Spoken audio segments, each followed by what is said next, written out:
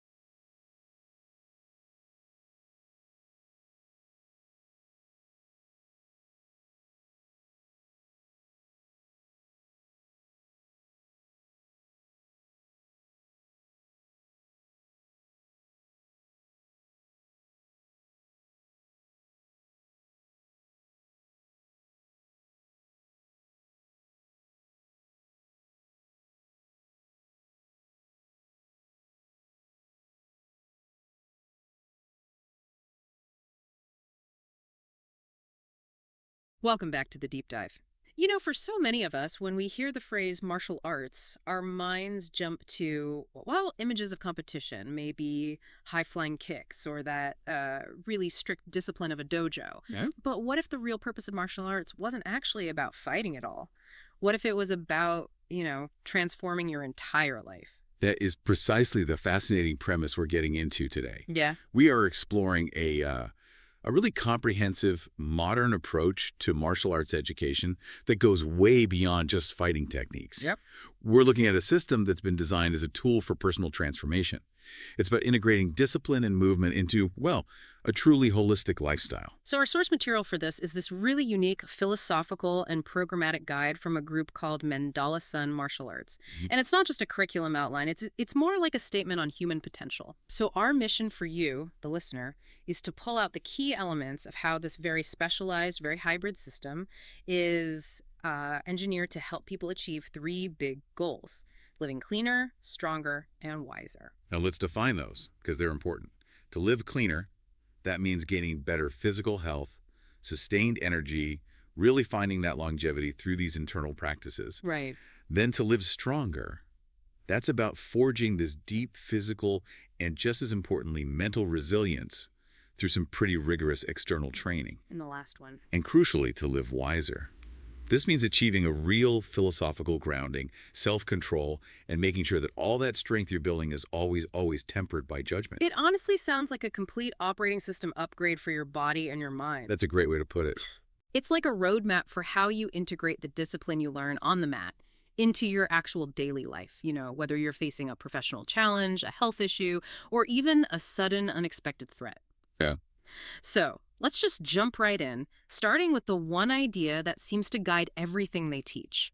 Okay, so the foundation of this entire system, it really rests on one single powerful philosophical quote. It's kind of the mission statement from the school's head instructor. And what is it?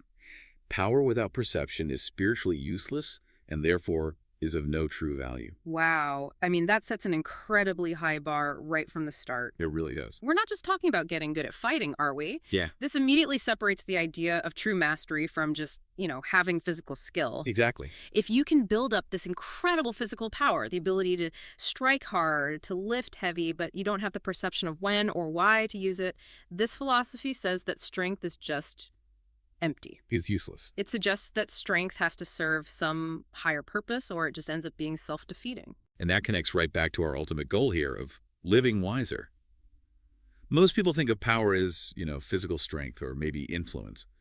But the instructor, who they call your friendly neighborhood kung fu master, is demanding something internal. Perception. Perception. Yeah. Exactly. That's the mental, the spiritual, the contextual component. You can think of it as like high-level situational awareness that's tied to a real ethical grounding.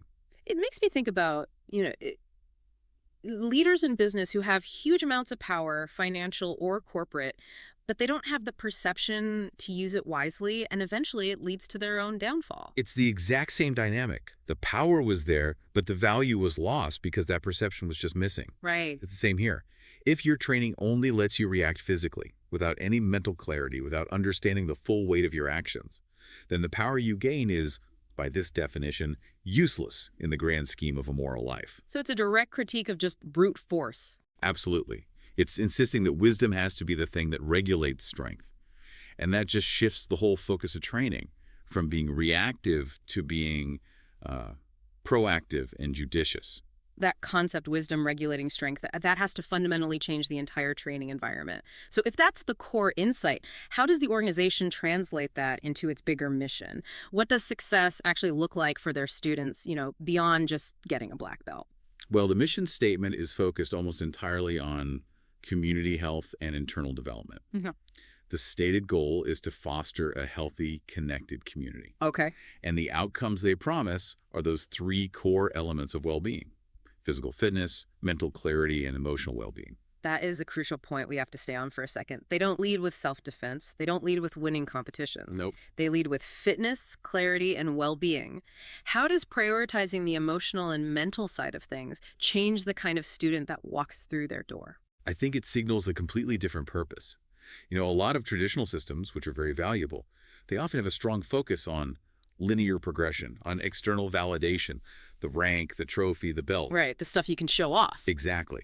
But by putting mental clarity and emotional well-being first, Mandalasan and martial arts, it starts to attract students who are looking for tools to manage anxiety or to improve their focus or just find some balance in their life. Mhm. The skills you develop, like hard work, respect, continuous improvement, they're treated as life skills first, which just happen to be expressed through martial movement. So the black belt becomes more of a symbol that you've mastered these life skills, not just a certificate that proves you can fight. That's it. And that emotional well-being piece must be key to the wiser objective because that's where the self-control for perception comes from. Absolutely. Emotional regulation is the necessary first step to physical regulation.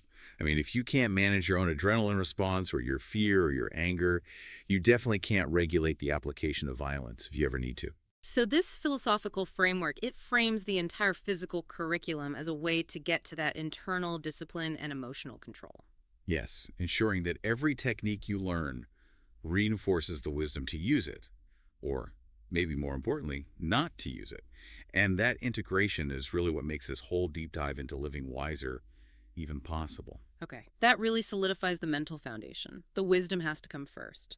So now let's look at how they handle the physical side. Specifically, the practices that are designed to help you, the listener, live a cleaner life, better health, sustained energy, longevity. Well, in a lot of martial arts traditions, the internal practices, things like Tai Chi and Qigong, they're often treated as side classes. Maybe something you take up when you get older or you get an injury. Right, it's an add-on. It's an add-on. Here, they seem absolutely central, foundational even, to the whole system. They are the bedrock for that sustained health and energy regulation. And the sources really detail a strong focus on longevity through these components.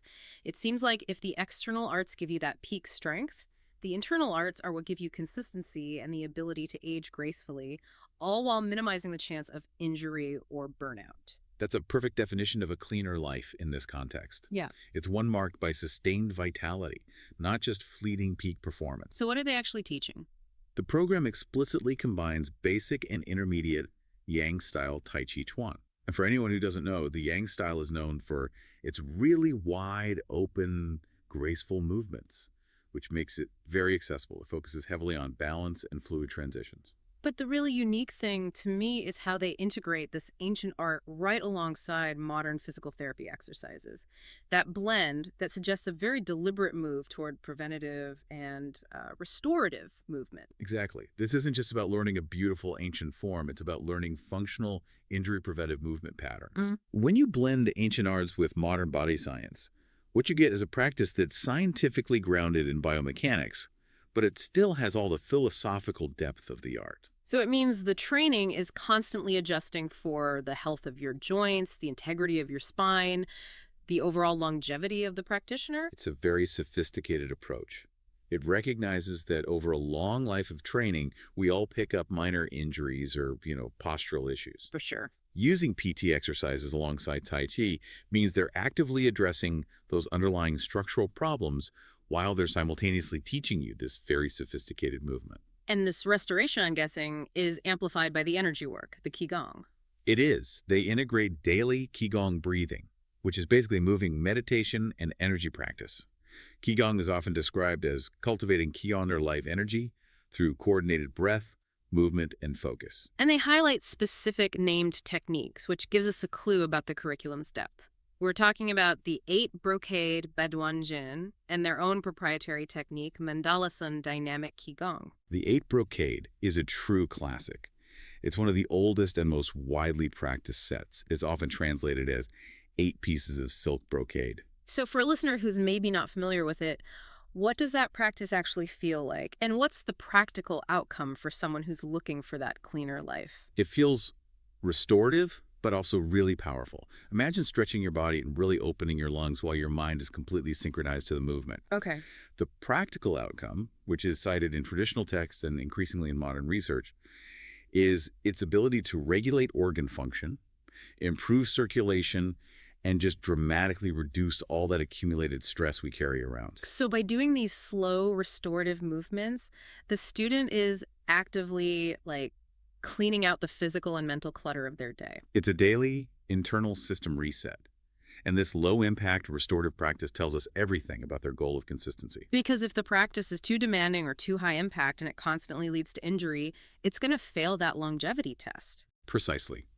Tai Chi and Qigong provide this necessary foundation of internal awareness and energy flow that then supports the more demanding external training later on. So you're building your structural integrity and internal awareness before you even try the high-speed stuff. Yes, you're ensuring the body and mind are prepared for continuous improvement without breaking down.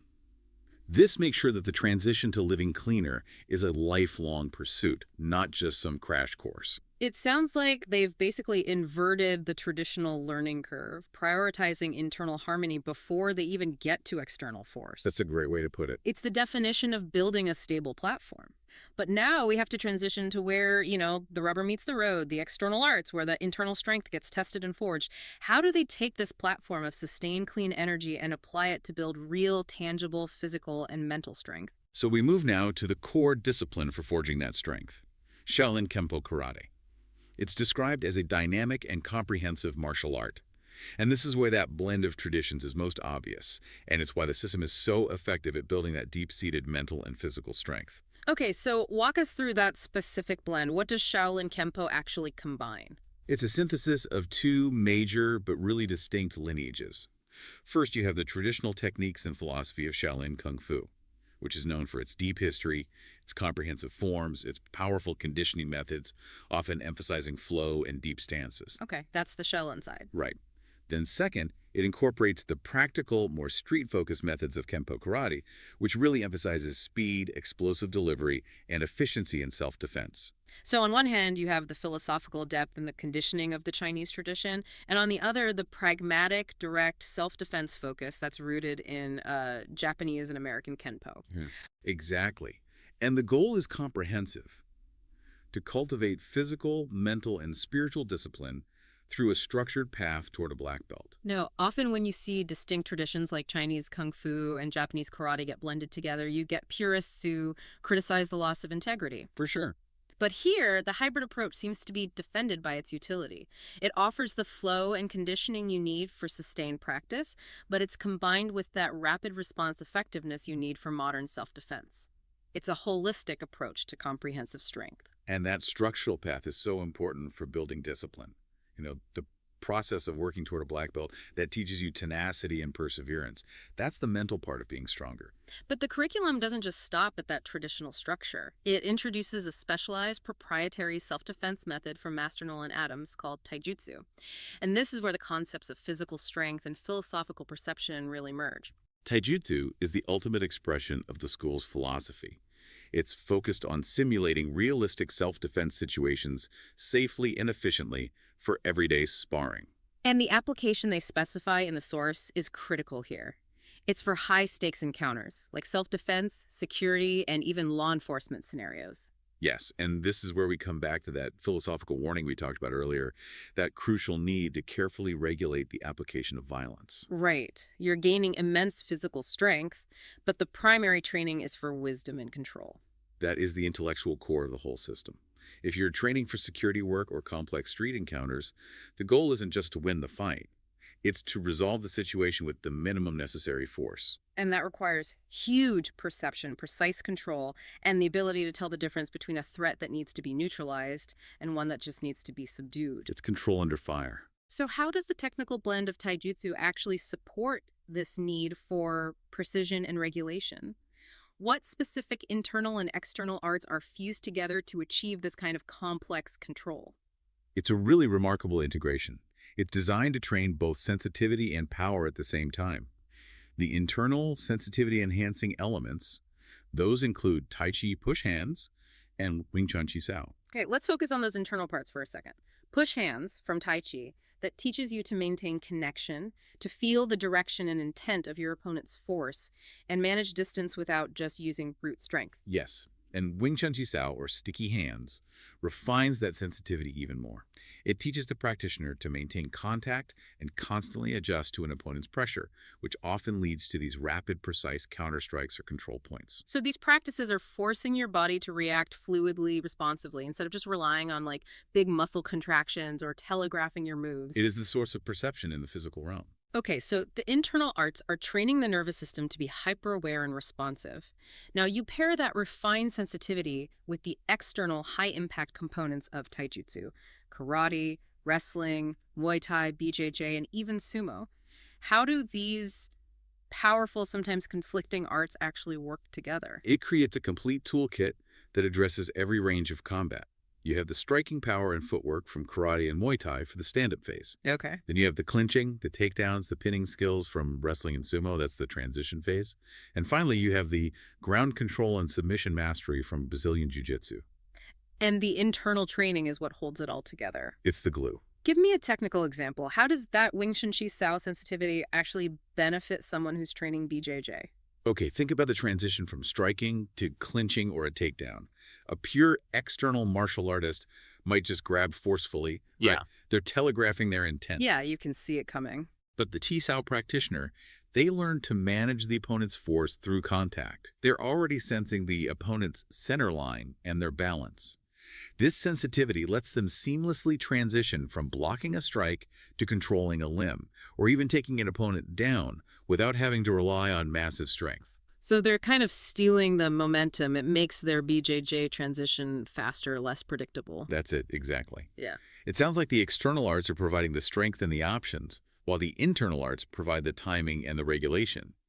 The synthesis makes sure that strength is always tempered by sensitivity. And that's the core function of this hybrid, to create adaptable strength. I mean, modern self-defense rarely stays in just one range, so if you only rely on striking or only on grappling, you've got huge vulnerabilities. For sure. The system forces the student to be competent everywhere, but that underlying sensitivity ensures they use these powerful tools judiciously, which, again, is the wisdom component. It is. But that level of versatility has to be intimidating for a true beginner. You know, you're combining arts that are known for their intensity. How does the program make sure a learner doesn't just get overwhelmed and burn out before they can achieve that resilience? This is where the flexible training intensities for Taijutsu become a really crucial feature. It's about accessibility and gradual development. The program wisely addresses a person's comfort level and their commitment. Okay, so what are those intensity levels? How do they differ in practice? The source material specifies two main levels, and they're framed less as physical stages and more as different learning environments. Interesting. The light intensity is called question and answer, which sounds less like fighting and more like a dialogue, right? Yeah, it does. The sparring here is cooperative. It's focused entirely on skill acquisition, on timing, on perception, not on winning. Students learn to ask questions with their movements, testing reactions, managing distance, finding openings, and their partner answers safely. So it's basically a coaching environment. It's a safe space to fail and to learn. This is essential for developing the wiser pursuit, that perception. It is. And then, when the student is ready to truly test their resilience and their mental strength, That's when Fight Club comes in. that's the heavy intensity, called Fight Club. This is the testing phase. Here, the student applies the full spectrum of their skills under pressure, building that true mental and physical strength that you need for real-world application. It's an immersion into stress. It is. It's where their skills and their ability to regulate their emotions, their wisdom, are really put to the test. And the beauty is in the choice. The student gets to choose their own pace, moving from the wiser perception practice of question and answer to the raw strength testing of Fight Club, all inside the same structured, philosophy-driven curriculum. It completely eliminates that sink or swim mentality you sometimes find in high-contact schools. Okay, so as we've seen, a system this complex and integrated is obviously heavily informed by the diverse experience of its founder. So let's look at the instructor profile of Master Nolan Adams. What can we learn about his background that explains this unique, synthesizing vision? Well, Nolan Adams is the owner and head instructor. He holds a black belt in Shaolin Kempo and a blue belt in Brazilian Jiu-Jitsu. So right there, his formal titles already reflect that hybrid nature. He's rooted in traditional striking arts and the modern ground-based grappling world. But his personal journey is even more telling. He notes that a lot of his martial arts journey was self-taught, even though he learned from many incredible instructors. And that, to me, is key. Why do you say that? Because a self-taught path, it requires immense discipline just to structure your own curriculum, and this constant curiosity to synthesize concepts that seem completely unrelated. Absolutely. That self-taught element, blended with the guidance from great instructors, that explains his ability to connect the dots between Shaolin forms, Kempo efficiency, Tai Chi sensitivity, and BJJ groundwork. Right. He didn't just inherit a lineage, he actively constructed one based on real-world utility and, philosophical coherence. And his early foundation sounds incredibly rigorous. Hmm. He was raised by two Shotokan black belts, so he was introduced to discipline at a really young age. That's a powerful family legacy. The traditional Shotokan emphasis on deep stances, powerful mechanics, and that relentless Kihan, the basics, that instills the mental bedrock of hard work, respect, and continuous improvement. That foundation anchors his high-impact training back to the core values of the school. It's not just about what you can do, but how consistently and respectfully you do it. And that's critical to the mental strength he passes on. But beyond just the formal martial arts lineage, he has significant practical experience that must give him an incredibly grounded perspective on self-defense, which links directly to that taijutsu method. Yes, his 10 years of experience in security and bouncing is. That's where the theoretical meets the chaotic. Yeah. That real-world application gives him a unique perspective on self-defense. It emphasizes rapid decision-making under duress, and, critically, that immediate feedback loop on the regulation of violence. So he hasn't just practiced theoretical moves in a sterile dojo. He's had to apply them in dynamic, high-stakes environments where the consequences of doing too much or too little are immediate and severe. Exactly. And we have to talk about his physical presence, which is a powerful part of this whole narrative. He's 6'8", described as a giant kung fu master. That's a pretty compelling juxtaposition against his teaching philosophy. It is the ultimate demonstration of that quote. Power without perception is useless. A person of that physical size, that imposing presence, has to constantly prioritize balance, humility, and precision in his training and his teaching. So it's someone that physically dominant is preaching control and minimum necessary force? It reinforces the school's core mandate. True mastery is not about being the biggest or the strongest. It's about being the most controlled, the most precise, and the most emotionally regulated. It makes the humility he teaches feel incredibly genuine.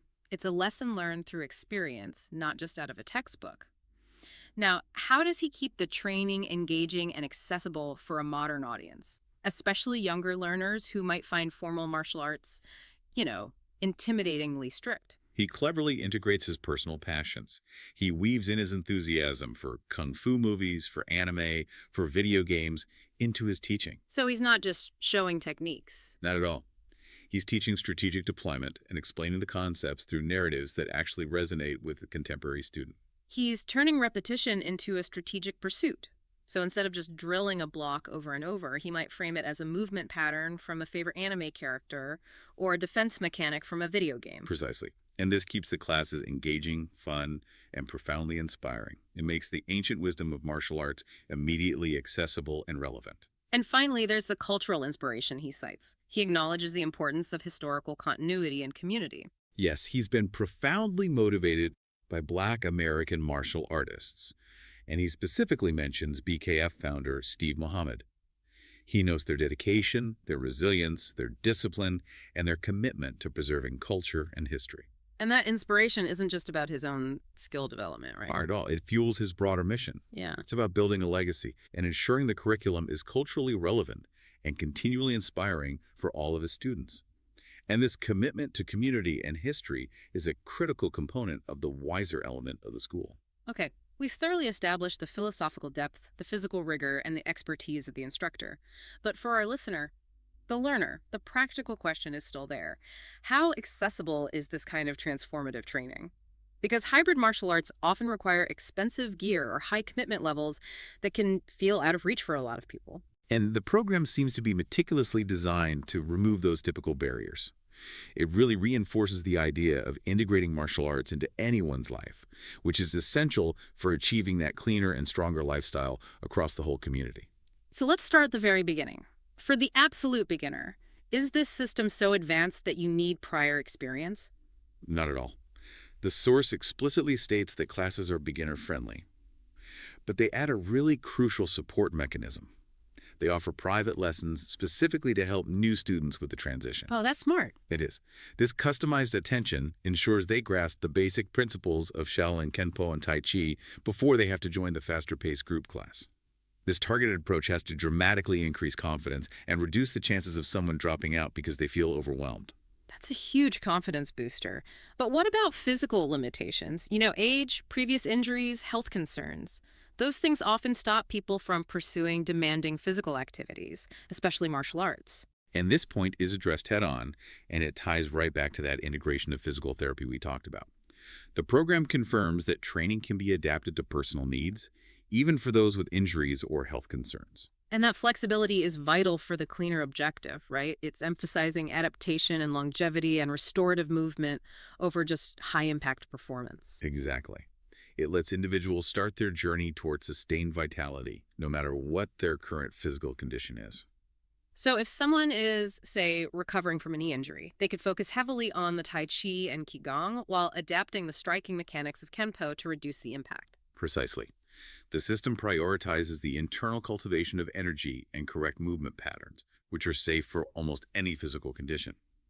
It enables people to achieve better health and energy control, that cleaner life, at their own pace. Okay, and what about for people who have trained somewhere else? Does the hybrid nature mean they have to just abandon their old knowledge and start all over? No, and that inclusivity is key to their community model.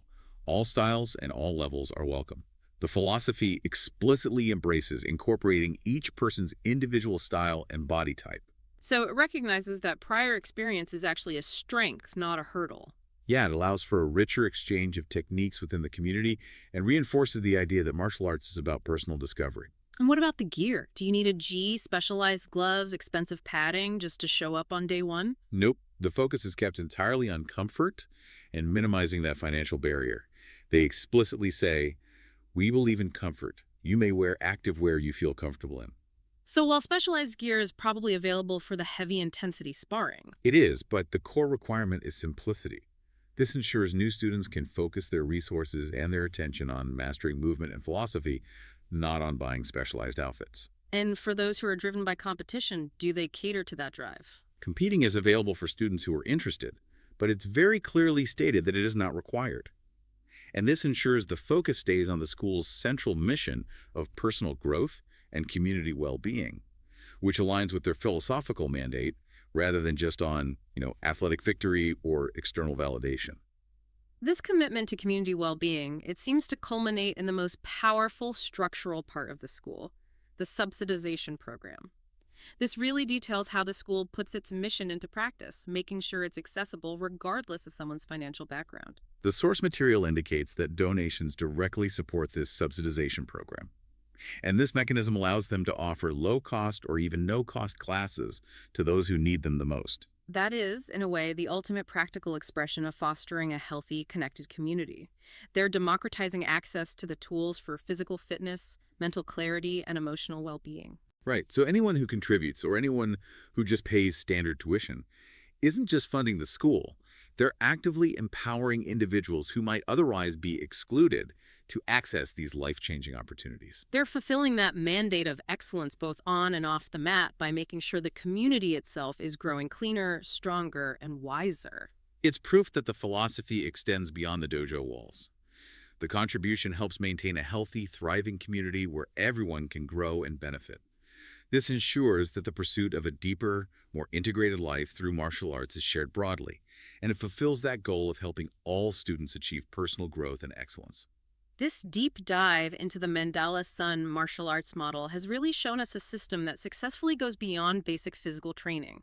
We've seen how it uses the internal practices of Tai Chi and Qigong, integrated with physical therapy, to help us live cleaner and develop sustained energy and longevity. And we've analyzed how that hybrid Shaolin Kempo and Taijutsu system blending striking, grappling, and ancient sensitivity training builds serious mental and physical strength. But crucially, how all of that power is wrapped in this philosophical sheath that insists on living wiser, ensuring that strength is always guided by perception, humility, and the judicious application of force. The functional integration of those high-intensity external arts like BJJ, wrestling, and Muay Thai with the deep, sensitive internal focus of Tai Chi push hands and Wing Chun Chi Sao, that is truly what defines this approach. It's a complete solution for navigating the complexities of modern life. And that takes us right back to the central concept of the system. The Taijutsu method, by necessity, stresses the critical task of regulating violence in a self-defense or security encounter. and that regulation. It's not a physical technique. It's an act of supreme perception and judgment that's cultivated through those internal arts. So for our final thought, we want to ask you to consider the circular nature of this philosophy.